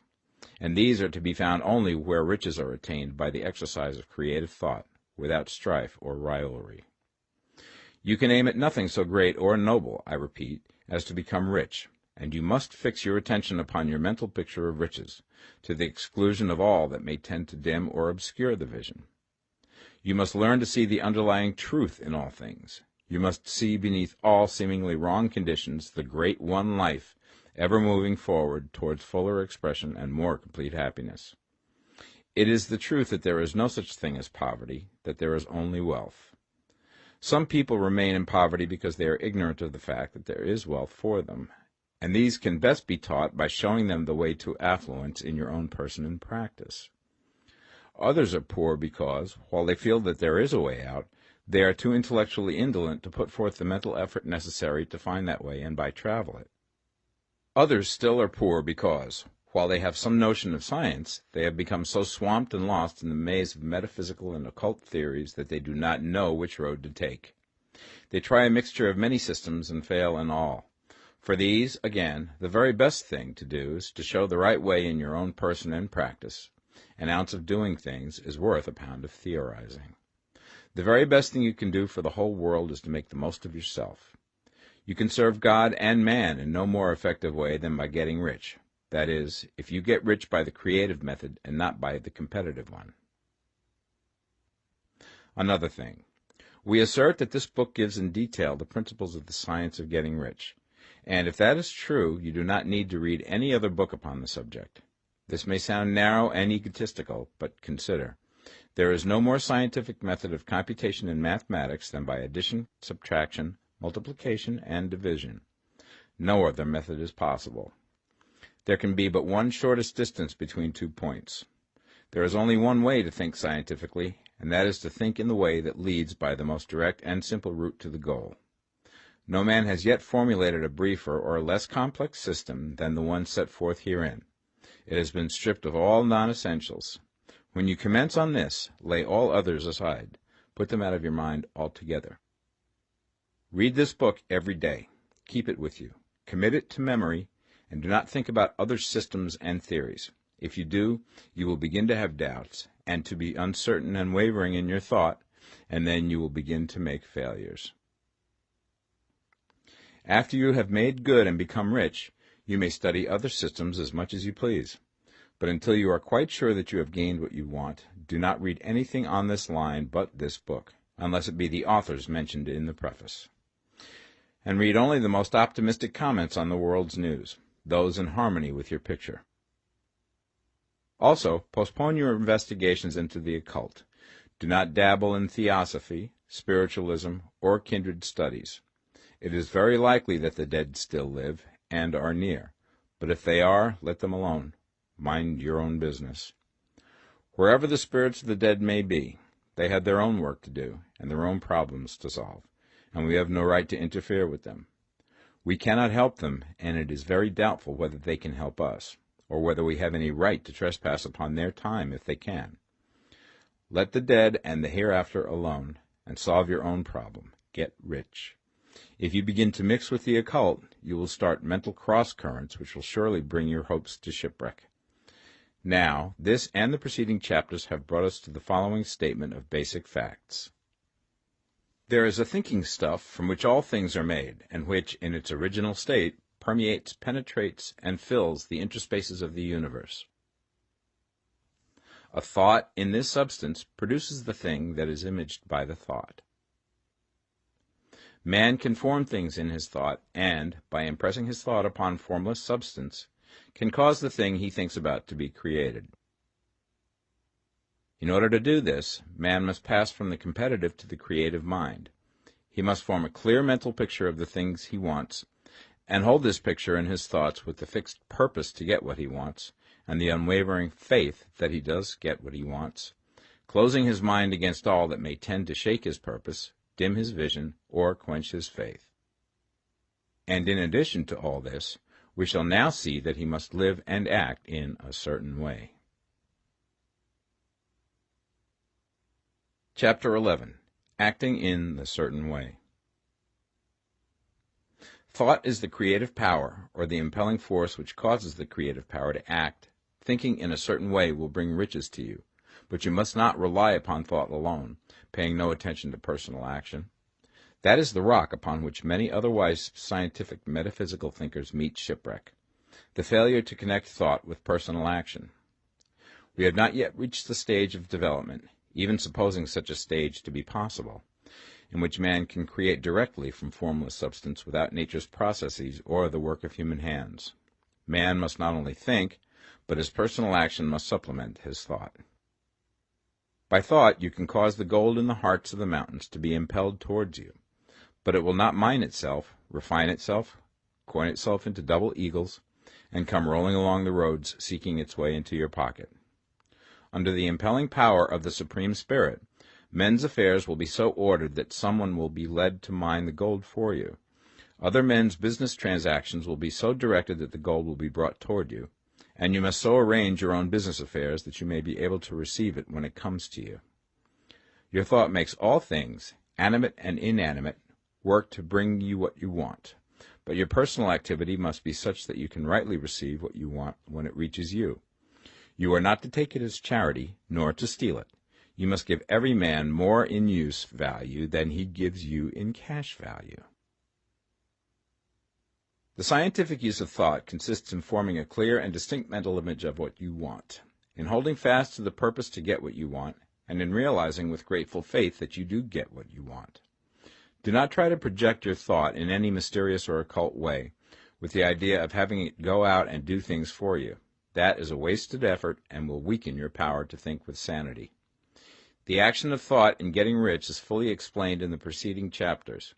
Your faith and purpose positively impress your vision upon formless substance, which has the same desire for more life that you have. And this vision, received from you, sets all the creative forces at work in and through their regular channels of action, but directed towards you.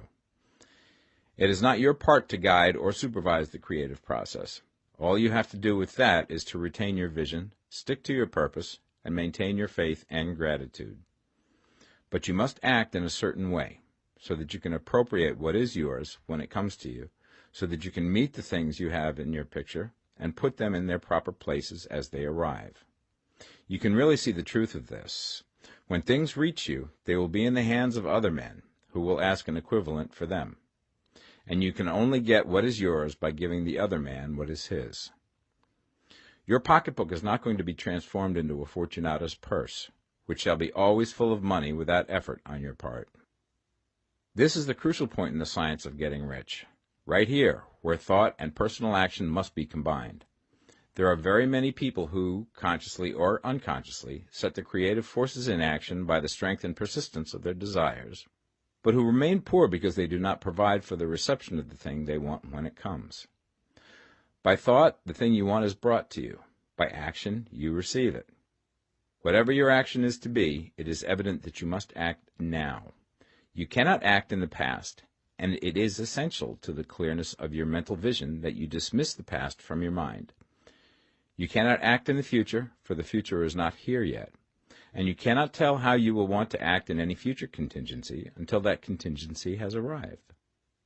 Because you are not in the right business or the right environment now, do not think that you must postpone action until you get into the right business or environment. And do not spend time in the present taking thought as to the best course in possible future emergencies. Have faith in your ability to meet any emergency when it arrives. If you act in the present with your mind on the future, your present action will be with a divided mind and will not be effective. Put your whole mind into present action.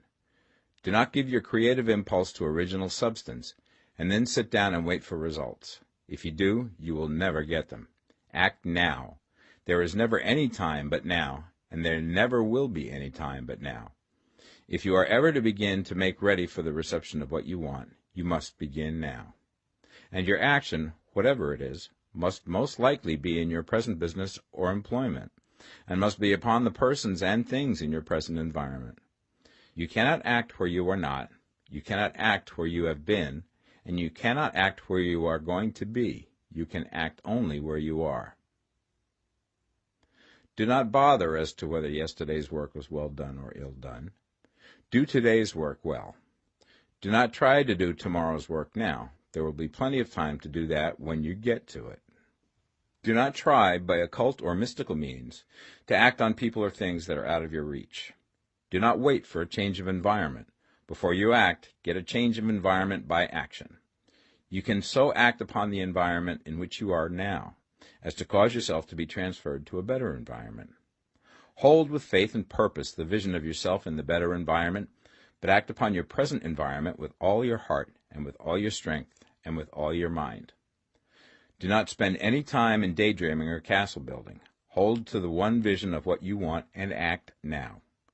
Do not cast about seeking some new thing to do, or some strange, unusual, or remarkable action to perform as a first step towards getting rich. It is probable that your actions, at least for some time to come, will be those you have been performing for some time past, but you are to begin now to perform these actions in a certain way, which will surely make you rich. If you are engaged in some business and feel that it is not the right one for you, do not wait until you get into the right business before you begin to act. Do not feel discouraged or sit down and lament because you are misplaced. No man was ever so misplaced that he could not find the right place, and no man ever became so involved in the wrong business but that he could get into the right business. Hold the vision of yourself in the right business, with the purpose to get into it, and the faith that you will get into it, and are getting into it, but act in your present business. Use your present business as the means of getting a better one, and use your present environment as the means of getting into a better one. Your vision of the right business, if held with faith and purpose, will cause the Supreme to move the right business towards you, and your action, if performed in a certain way, will cause you to move towards the business. If you are an employee or wage earner and feel that you must change places in order to get what you want, do not project your thought into space and rely upon it to get you another job. It will probably fail to do so. Hold the vision of yourself in the job you want, while you act with faith and purpose on the job you have, and you will certainly get the job you want. Your vision and faith will set the creative force in motion to bring it toward you, and your action will cause the forces in your own environment to move you toward the place you want. In closing this chapter, we will add another statement to our syllabus. There is a thinking stuff from which all things are made, and which, in its original state, permeates, penetrates, and fills the interspaces of the universe. A thought in this substance produces the thing that is imaged by the thought. Man can form things in his thought, and, by impressing his thought upon formless substance, can cause the thing he thinks about to be created. In order to do this, man must pass from the competitive to the creative mind. He must form a clear mental picture of the thing he wants, and hold this picture in his thoughts with the fixed purpose to get what he wants, and the unwavering faith that he does get what he wants, closing his mind to all that may tend to shake his purpose, dim his vision, or quench his faith. That he may receive what he wants when it comes, man must act now upon the people and things in his present environment. Chapter 12. Efficient Action. You must use your thought as directed in previous chapters, and begin to do what you can do where you are, and you must do all that you can do where you are. You can advance only by being larger than your present place, and no man is larger than his present place who leaves undone any of the work pertaining to that place. The world is advanced only by those who more than fill their present places. If no man quite filled his present place, you can see that there must be a going backward in everything. Those who do not quite fill their present places are dead weight upon society, government, commerce, and industry. They must be carried along by others at a great expense. The progress of the world is retarded only by those who do not fill the places they are holding. They belong to a former age and a lower stage or plane of life, and their tendency is towards degeneration. No society could advance if every man was smaller than his place. Social evolution is guided by the law of physical and mental evolution. In the animal world, evolution is caused by excess of life. When an organism has more life than can be expressed in the function of its own plane, it develops the organs of a higher plane, and a new species is originated. There never would have been new species had there not been organisms which more than filled their places. The law is exactly the same for you. Your getting rich depends upon your applying this principle to your own affairs. Every day is either a successful day or a day of failure, and it is the successful days which get you what you want. If every day is a failure, you can never get rich, while if every day is a success, you cannot fail to get rich. If there is something that may be done today, and you do not do it, you have failed in so far as that thing is concerned, and the consequences may be more disastrous than you imagine. You cannot foresee the results of even the most trivial act. You do not know the workings of all the forces that have been set moving in your behalf. Much may be depending on your doing some simple act. It may be the very thing which is to open the door of opportunity to very great possibilities. You can never know all the combinations which supreme intelligence is making for you in the world of things and of human affairs. Your neglect or failure to do some small thing may cause a long delay in getting what you want. Do, every day, all that can be done that day. There is, however, a limitation or qualification of the above that you must take into account. You are not to overwork, not to rush blindly into your business in the effort to do the greatest possible number of things in the shortest possible time.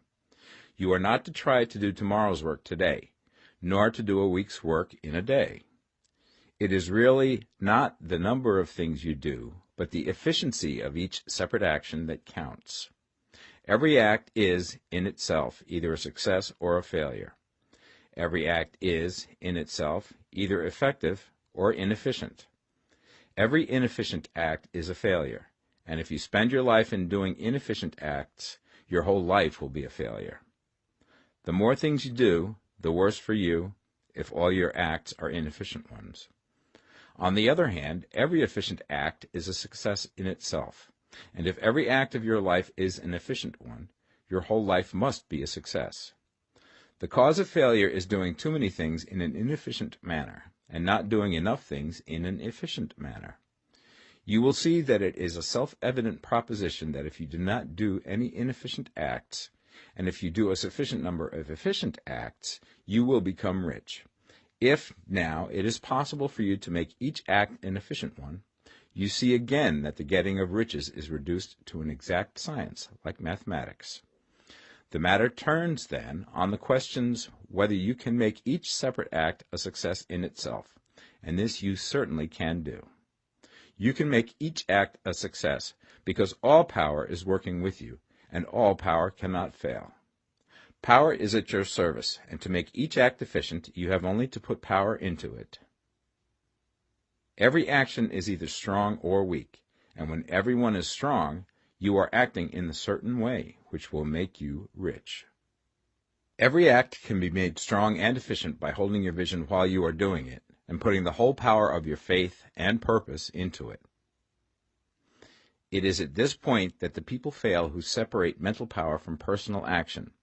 They use the power of the mind in one place and at one time, and they act in another place at another time. So their acts are not successful in themselves. Too many of them are inefficient. But if all power goes into every act, no matter how commonplace, every act will be a success in itself. And as in the nature of things, every success opens the way to other successes, your progress towards what you want and the progress of what you want toward you will become increasingly rapid. Remember that successful action is cumulative in its results. Since the desire for more life is inherent in all things, when a man begins to move towards larger life, more things attach themselves to him, and the influence of his desire is multiplied. Do, every day, all that you can do that day, and do each act in an efficient manner. In saying that you must hold your vision while you are doing each act, however trivial or commonplace, I do not mean to say that it is necessary at all times to see the vision distinctly to its smallest details. It should be the work of your leisure hours to use your imagination on the details of your vision, and to contemplate them until they are firmly fixed upon memory. If you wish speedy results, spend practically all your spare time in this practice. By continuous contemplation you will get the picture of what you want, even to the smallest details, so firmly fixed upon your mind and so completely transferred to the mind of formless substance, that in your working hours you need only to mentally refer to the picture to stimulate your faith and purpose, and cause your best effort to be put forth. Contemplate your picture in your leisure hours until your consciousness is so full of it that you can grasp it instantly. You will become so enthused with its bright promises that the mere thought of it will call forth the strongest energies of your whole being. Let us again repeat our syllabus, and by slightly changing the closing statements, bring it to the point we have now reached. There is a thinking stuff from which all things are made, and which, in its original state, permeates, penetrates, and fills the interspaces of the universe. A thought in this substance produces the thing that is imaged by the thought. Man can form things in his thought, and, by impressing his thought upon formless substance, can cause the thing he thinks about to be created. In order to do this, man must pass from competitive to the creative mind. He must form a clear mental picture of the thing he wants, and do, with faith and purpose, all that can be done each day, doing each separate thing in an efficient manner. Chapter 13. Getting into the right business. Success in any particular business depends for one thing upon your possessing in a well-developed state the faculties required in that business. Without good musical faculty, no one can succeed as a teacher of music. Without well-developed mechanical faculties, no one can achieve great success in any of the mechanical trades. Without tact and the commercial faculties, no one can succeed in the mercantile pursuits. But to possess in a well-developed state the faculties required in your particular vocation does not ensure getting rich. There are musicians who have remarkable talent and who yet remain poor. There are blacksmiths, carpenters, and so on who have excellent mechanical ability, but who do not get rich. And there are merchants with good faculties for dealing with men who nevertheless fail. The different faculties are tools. It is essential to have good tools, but it is also essential that the tools should be used in the right way. One man can take a sharp saw, a square, a good plane, and so on, and build a handsome article of furniture. Another man can take the same tools and set to work to duplicate the article, but his production will be a botch. He does not know how to use good tools in a successful way. The various faculties of your mind are the tools with which you must do the work which is to make you rich. It will be easier for you to succeed if you get into a business for which you are well equipped with mental tools. Generally speaking, you will do best in that business which will use your strongest faculties, the one for which you are naturally best fitted. But there are limitations to this statement also. No man should regard his vocation as being irrevocably fixed by the tendencies with which he was born. You can get rich in any business, for if you have not the right talent you can develop that talent. It merely means that you will have to make your tools as you go along, instead of confining yourself to the use of those with which you were born. It will be easier for you to succeed in a vocation for which you already have the talent in a well-developed state, but you can succeed in any vocation, for you can develop any rudimentary talent, and there is no talent of which you have not at least the rudiment. You will get rich most easily in point of effort if you do that for which you are best fitted, but you will get rich most satisfactorily if you do that which you want to do. Doing what you want to do is life, and there is no real satisfaction in living if we are compelled to be forever doing something which we do not like to do, and can never do what we want to do. And it is certain that you can do what you want to do. The desire to do it is proof that you have within you the power which can do it. Desire is a manifestation of power. The desire to play music is the power which can play music seeking expression and development. The desire to invent mechanical devices is the mechanical talent seeking expression and development. When there is no power, either developed or undeveloped, to do a thing, there is never any desire to do that thing. And where there is strong desire to do a thing, it is certain proof that the power to do it is strong, and only requires to be developed and applied in the right way. All things else being equal, it is best to select the business for which you have the best developed talent. But if you have a strong desire to engage in any particular line of work, you should select that work as the ultimate end at which you aim. You can do what you want to do, and it is your right and privilege to follow the business or avocation which will be most congenial and pleasant. You are not obliged to do what you do not like to do, and should not do it except as a means to bring you to the doing of the thing you want to do. If there are past mistakes whose consequences have placed you in an undesirable business or environment, you may be obliged for some time to do what you do not like to do. If you feel that you are not in the right vocation, do not act too hastily in trying to get into another one.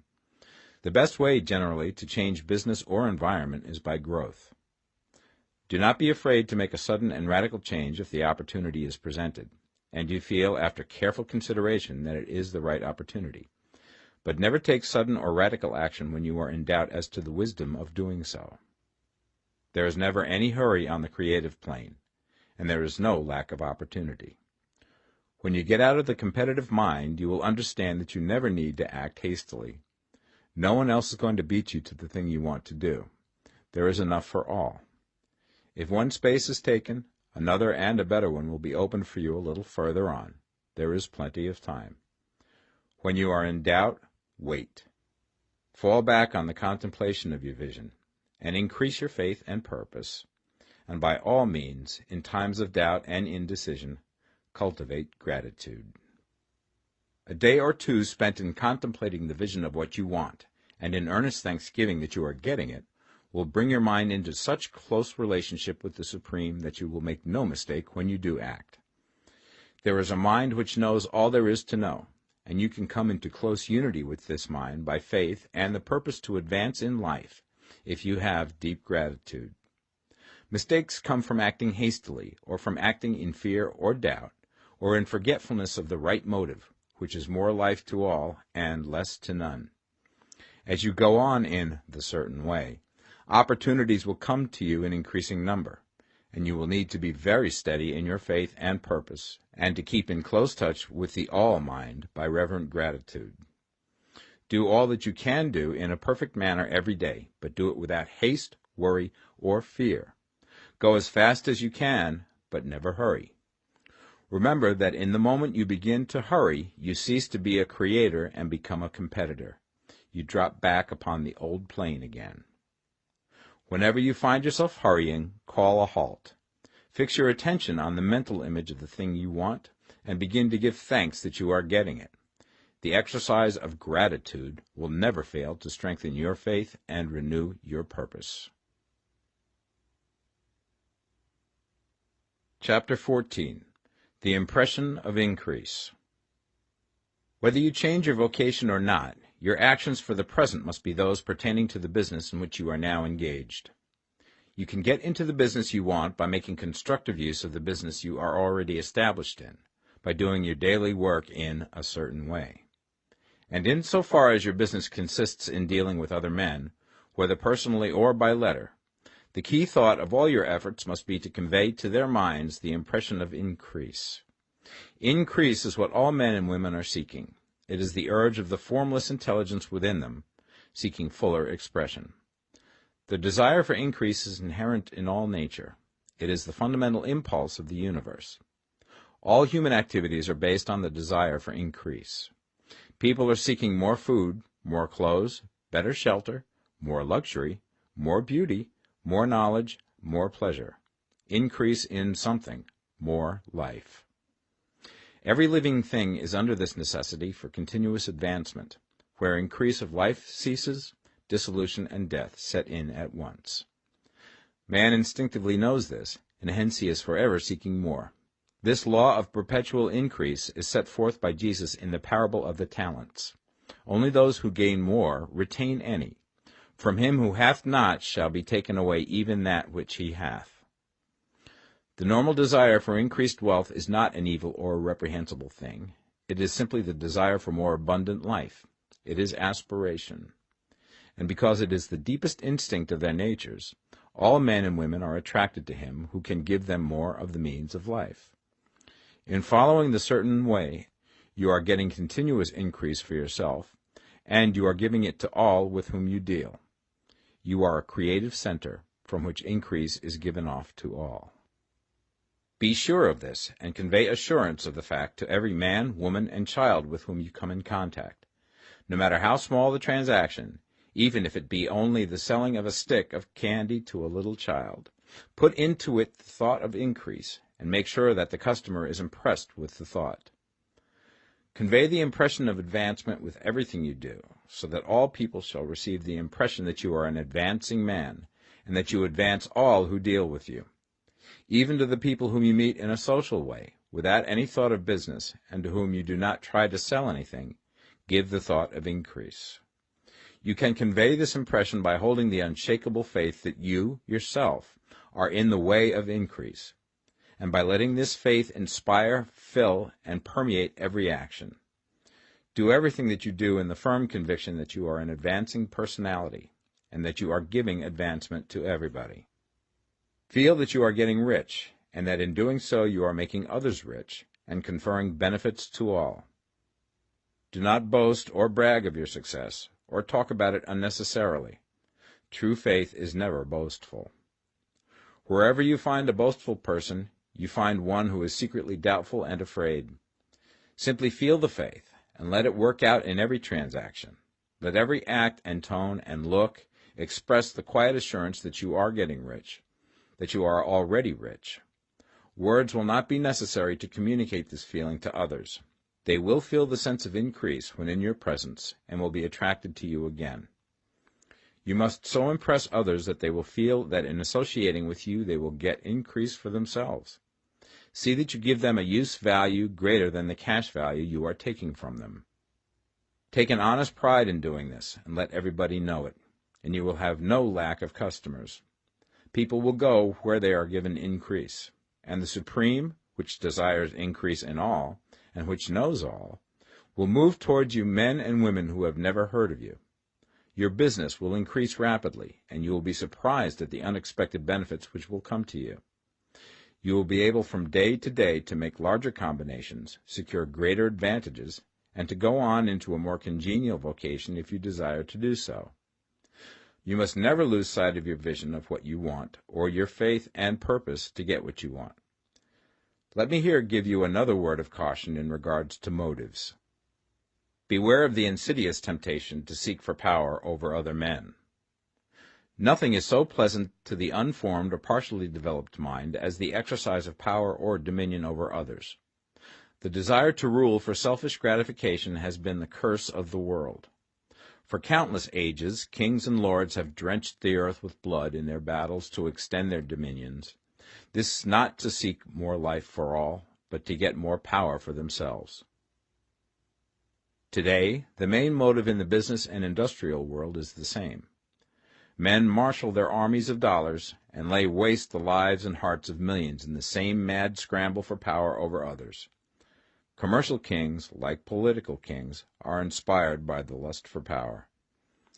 Jesus saw in this desire for mastery the moving impulse of that evil world he sought to overthrow. Read the 23rd chapter of Matthew and see how he pictures the lust of the Pharisees to be called master, to sit in the high places, to domineer over others, and to lay burdens on the backs of the less fortunate. And note how he compares this lust for dominion with the brotherly seeking for the common good to which he calls his disciples. Look out for the temptation to seek for authority, to become a master, to be considered as one who is above the common herd, to impress others by lavish display, and so on. The mind that seeks for mastery over others is the competitive mind, and the competitive mind is not the creative one. In order to master your environment and your destiny, it is not at all necessary that you should rule over your fellow men, and, indeed, when you fall into the world's struggle for the high places, you begin to be conquered by fate and environment, and your getting rich becomes a matter of chance and speculation. Beware the competitive mind. No better statement of the principle of creative action can be formulated than the favorite declaration of the late Golden Rule Jones of Toledo. What I want for myself, I want for everybody. Chapter 15. The Advancing Man. What I have said in the last chapter applies as well to the professional man and the wage earner as to the man who is engaged in mercantile business. No matter whether you are a physician, a teacher, or a clergyman, if you can give increase of life to others and make them sensible of the fact, they will be attracted to you and you will get rich. The physician who holds the vision of himself as a great and successful healer, and who works towards the complete realization of that vision with faith and purpose, as described in former chapters, will come into such close touch with the source of life that he will be phenomenally successful. Patients will come to him in throngs. No one has a greater opportunity to carry into effect the teaching of this book than the practitioner of medicine. It does not matter to which of the various schools he may belong, for the principle of healing is common to all of them, and may be reached by all alike. The advancing man in medicine, who holds to a clear mental image of himself as successful, and who obeys the laws of faith, purpose, and gratitude, will cure every curable disease he undertakes, no matter what remedies he may use. In the field of religion, the world cries out for the clergyman who can teach his hearers the true science of abundant life. He who masters the details of the science of getting rich, together with the allied sciences of being well, of being great, and of winning love, and who teaches these details from the pulpit, will never lack for a congregation. This is the gospel that the world needs. It will give increase of life, and men will hear it gladly, and will give liberal support to the man who brings it to them. What is now needed is a demonstration of the science of life from the pulpit. We want preachers who can not only tell us how, but who, in their own persons, will show us how. We need the preacher who will himself be rich, healthy, great, and beloved, to teach us how to attain to these things, and when he comes he will find a numerous and loyal following. The same is true of the teacher who can inspire the children with the faith and purpose of the advancing life. he will never be out of a job. And any teacher who has this faith and purpose can give it to his pupils. He cannot help giving it to them if it is part of his own life and practice. What is true of the teacher, preacher, and physician is true of the lawyer, dentist, real estate man, insurance agent, of everybody. The combined mental and personal action I have described is infallible. It cannot fail. Every man and woman who follows these instructions steadily, perseveringly, and to the letter will get rich. The law of the increase of life is as mathematically certain in its operation as the law of gravitation. Getting rich is an exact science. The wage earner will find this as true of his case as of any others mentioned. Do not feel that you have no chance to get rich because you are working where there is no visible opportunity for advancement, where wages are small and the cost of living high. Form your clear mental vision of what you want and begin to act with faith and purpose. Do the work that you can do every day and do each piece of work in a perfectly successful manner. Put the power of success and the purpose to get rich into everything that you do. But do not do this merely with the idea of currying favor with your employer in the hopes that he or those above you will see your good work and advance you. It is not likely that they will do so. The man who is merely a good workman, filling his place to the very best of his ability, and satisfied with that, is valuable to his employer, and it is not to the employer's interest to promote him. He is worth more where he is. To secure advancement, something more is necessary than to be too large for your place. The man who is certain to advance is the one who is too big for his place, and who has a clear concept of what he wants to be, who knows that he can become what he wants to be, and who is determined to be what he wants to be. Do not try to more than fill your present place with a view to pleasing your employer. Do it with the idea of advancing yourself. Hold the faith and purpose of increase during work hours, after work hours, and before work hours. Hold it in such a way that every person who comes in contact with you, whether foreman, fellow workman, or social acquaintance, will feel the power of purpose radiating from you, so that everyone will get the sense of advancement and increase from you. Men will be attracted to you, and if there is no possibility for advancement in your present job, you will very soon see an opportunity to take another job. There is a power which never fails to present opportunity to the advancing man who is moving in obedience to law. God cannot help helping you if you act in a certain way. He must do so in order to help himself. There is nothing in your circumstances or in the industrial situation that can keep you down. If you cannot get rich working for the Steel Trust, you can get rich on a 10-acre farm. And if you begin to move in the certain way, you will certainly escape from the clutches of the Steel Trust and get on to the farm or wherever else you wish to be. If a few thousands of its employees would enter upon the certain way, the Steel Trust would soon be in a bad plight. It would have to give its working men more opportunity or go out of business. Nobody has to work for a trust. The trusts can keep men in so-called hopeless conditions only so long as there are men who are too ignorant to know of the science of getting rich, or too intellectually slothful to practice it. Begin this way of thinking and acting, and your faith and purpose will make you quick to see any opportunity to better your condition. Such opportunities will speedily come, for the Supreme, working in all and working for you, will bring them before you. Do not wait for an opportunity to be all that you want to be. When an opportunity to be more than you are now is presented, and you feel impelled toward it, take it. It will be the first step towards a greater opportunity. There is no such thing possible in this universe as a lack of opportunities for the man who is living the advancing life.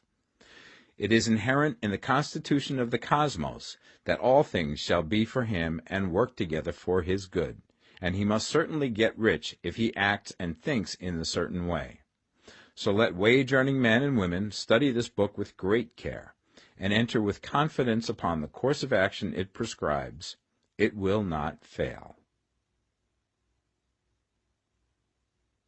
Chapter 16. Some Cautions and Concluding Observations. Many people will scoff at the idea that there is an exact science of getting rich. Holding the impression that the supply of wealth is limited, They will insist that social and governmental institutions must be changed before even any considerable number of people can acquire a competence. But this is not true. It is true that existing governments keep the masses in poverty, but this is because the masses do not think and act in the certain way. If the masses begin to move forward as suggested in this book, neither governments nor industrial systems can check them. All systems must be modified to accommodate the forward movement. If the people have the advancing mind, have the faith that they can become rich, and move forward with the fixed purpose to become rich, nothing can possibly keep them in poverty. Individuals may enter upon the certain way at any time and under any government, and may make themselves rich. And when any considerable number of individuals do so under any government, they will cause the system to be so modified as to open the way for others. The more men who get rich on the competitive plane, the worse for others. The more who get rich on the creative plane, the better for others. The economic salvation of the masses can only be accomplished by getting a large number of people to practice the scientific method set down in this book and become rich. These will show others the way and inspire them with a desire for real life, with the faith it can be attained, and with the purpose to attain it. For the present, however, it is enough to know that neither the government under which you live nor the capitalistic or competitive system of industry can keep you from getting rich. When you enter upon the creative plane of thought, you will rise above all these things and become a citizen of another kingdom. But remember that your thought must be held upon the creative plane. You are never for an instant to be betrayed into regarding the supply as limited, or into acting on the moral level of competition. Whenever you do fall into old ways of thought, correct yourself instantly, for when you are in the competitive mind, you have lost the cooperation of the mind of the whole. Do not spend any time in planning as to how you will meet possible emergencies in the future, except as the necessary policies may affect your actions today. You are concerned with doing today's work in a perfectly successful manner, and not with emergencies which may arise tomorrow. You can attend to them as they come. Do not concern yourself with questions as to how you shall surmount obstacles which may loom upon your business horizon, unless you can see plainly that your course must be altered today in order to avoid them. No matter how tremendous an obstruction may appear at a distance, you will find that if you go on in the certain way, it will disappear as you approach it, or that a way over, through, or around it will appear. No possible combination of circumstances can defeat a man or woman who is proceeding to get rich along strictly scientific lines. No man or woman who obeys the law can fail to get rich, any more than one can multiply 2 by 2 and fail to get 4. Give no anxious thought to possible disasters, obstacles, panics, or unfavorable combinations of circumstances. It is time enough to meet such things when they present themselves before you in the immediate present, and you will find that every difficulty carries with it the wherewithal for its overcoming. Guard your speech. Never speak of yourself, your affairs, or of anything else in a discouraged or discouraging way. Never admit the possibility of failure, or speak in a way that infers failure as a possibility. Never speak of times as being hard, or of business conditions as being doubtful. Times may be hard and business doubtful for those who are on the competitive plane, but they can never be so for you. You can create what you want, and you are above fear.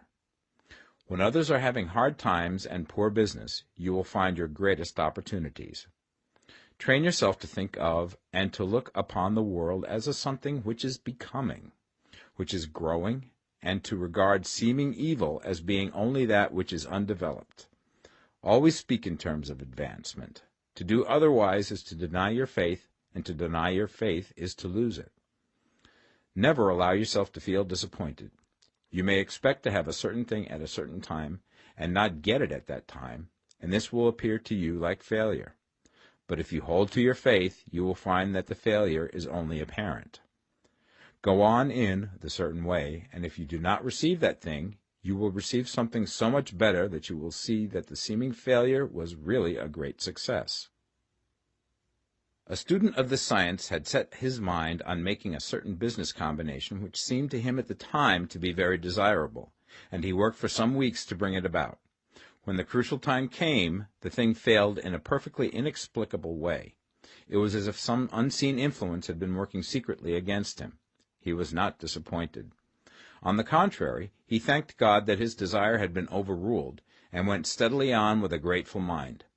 In a few weeks an opportunity so much better came his way that he would not have made the first deal on any account, and he saw that a mind which knew more than he knew had prevented him from losing the greater good by entangling himself with the lesser. That is the way every seeming failure will work out for you, if you keep your faith, hold to your purpose, have gratitude, and do, every day, all that can be done that day, doing each separate act in a successful manner. When you make a failure, it is because you have not asked for enough. Keep on, and a larger thing than you were seeking will certainly come to you. Remember this. You will not fail because you lack the necessary talent to do what you wish to do. If you go on as I have directed, you will develop all the talent that is necessary to the doing of your work.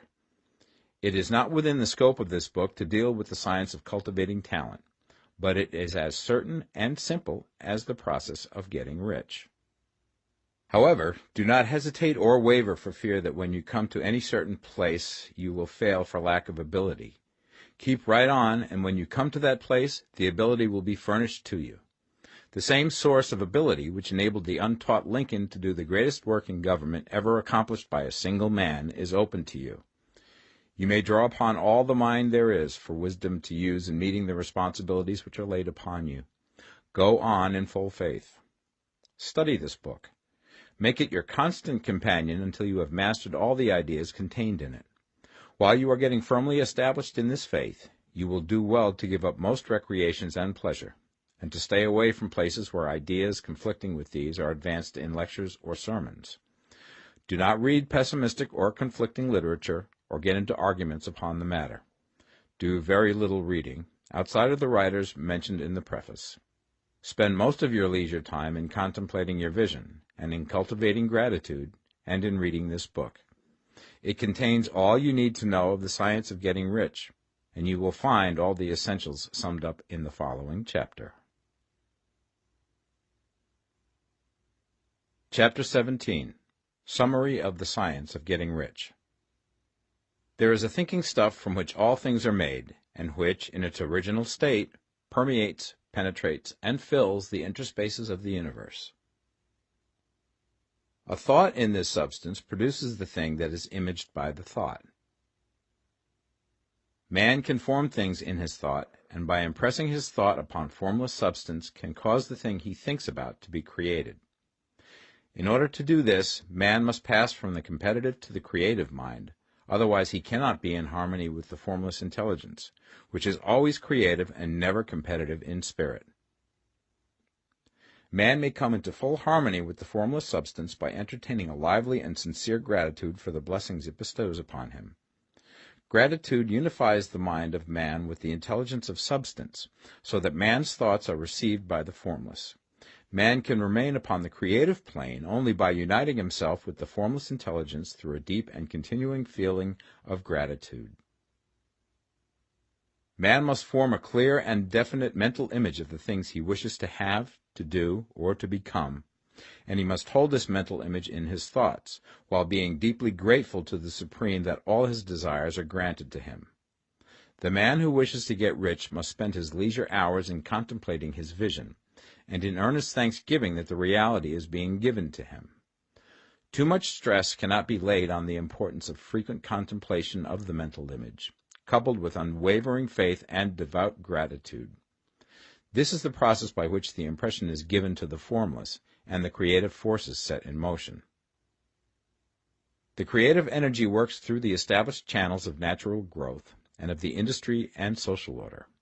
All that is included in his mental image will surely be brought to the man who follows the instructions given above, and whose faith does not waver. What he wants will come to him through the ways of established trade and commerce. In order to receive his own when it shall come to him, man must be active, and this activity can only consist in more than filling his present place. He must keep in mind the purpose to get rich through the realization of his mental image. And he must do, every day, all that can be done that day, taking care to do each act in a successful manner. He must give to every man a use value in excess of the cash value he receives, so that each transaction makes for more life, and he must so hold the advancing thought that the impression of increase will be communicated to all with whom he comes in contact. The men and women who practice the foregoing instructions will certainly get rich, and the riches they receive will be in exact proportion to the definiteness of their vision, the fixity of their purpose, the steadiness of their faith, and the depth of their gratitude.